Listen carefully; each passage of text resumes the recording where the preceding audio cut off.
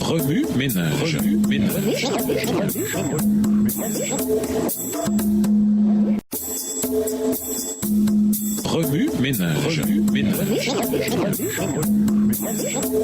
Bienvenue dans votre émission Remue ménage. Nous voilà la leçon de mardi, un évangile qui transforme le monde.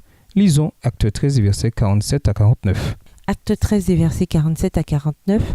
Car ainsi nous l'a ordonné le Seigneur. Je t'ai établi pour être la lumière des nations, pour porter le salut jusqu'aux extrémités de la terre. Les païens se réjouissaient en entendant cela. Ils glorifiaient la parole du Seigneur et tous ceux qui étaient destinés à la vie éternelle crurent. Après la mort de Jésus, l'accomplissement de l'évangile, une nouvelle église fut établie. Ces individus zélés qu'on appelait chrétiens, dont Paul et Barnabas avaient une grande mission devant eux. La bonne nouvelle du salut ne devait pas rester cachée parmi les Juifs, mais être prêchée au monde entier. Acte 13, verset 2. La prédication de l'Évangile se heurta à la persécution des Juifs spirituellement arrogants. Acte 13, le verset 41 et Acte 14, le verset 2. Cependant, au cœur même de ces obstacles, les gentils voulurent en savoir davantage sur l'Évangile. Acte 13, le verset 42. La foi et la croyance constante des premiers fondateurs de l'Église primitive amenèrent Paul et Barnabas à persévérer dans leur mission. En conséquence, leur tâche révolutionnaire fut accomplie. Acte 13, versets 47 à 49. La vie de ces hommes consacrés atteste que la vérité l'emporte toujours sur la persécution. Ce modèle évangélique nous est aussi adressé. Matthieu 24, verset 14 nous en donne une claire description. Cette bonne nouvelle du royaume sera annoncée dans le monde entier pour que le témoignage en soit présenté à tous les peuples, et alors viendra la fin.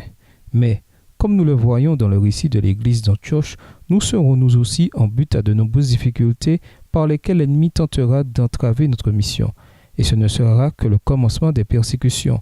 Lorsque nous approcherons des derniers événements de l'histoire de la terre, Matthieu 24, verset 9, Luc 21, verset 12, nous serons en but à une oppression plus grande encore. Cependant, la vérité l'emportera toujours. Est-ce que ce même évangile prêché dès le commencement transforme encore le monde aujourd'hui?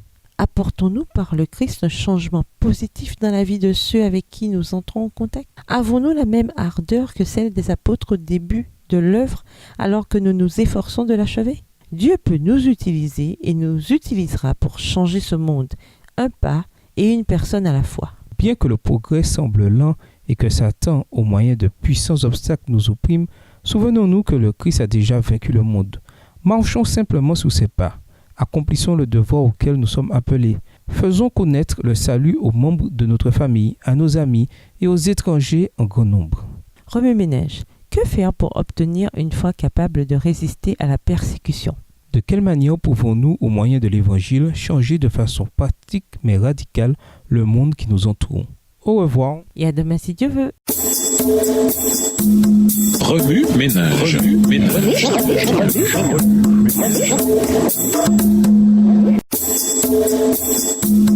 Remue ménage.